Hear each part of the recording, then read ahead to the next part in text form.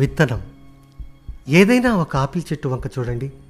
చెట్ల మీద ఒక్కో కాయలో 10 విత్తనాలతో 500 ఆపిల్ కాయలుండొచ్చు. అంటే చాలా విత్తనాలు ఉన్నట్లు. ఇంకా కొన్ని చెట్లు పెంచడం కోసం ఇన్ని విత్తనాలు అవసరమా అనిపించవచ్చు. ఇక్కడ ప్రకృతి మనకు విషయం నేర్పదలిచింది.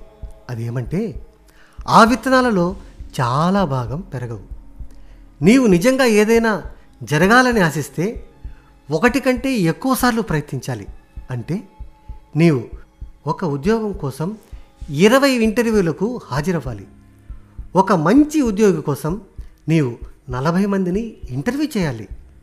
ఒక ఇల్లు, కారు, ఇన్సూరెన్స్ పాలసీ లేదా ఆలోచనను అమ్మటానికి 50 మందితో మాట్లాడాలి. నీవు 100 మంది పరిచయస్తులను కలిస్తే కానీ నీకు తగిన ఆ ప్రత్యేకమైన మిత్రుడు లభించకపోవచ్చు.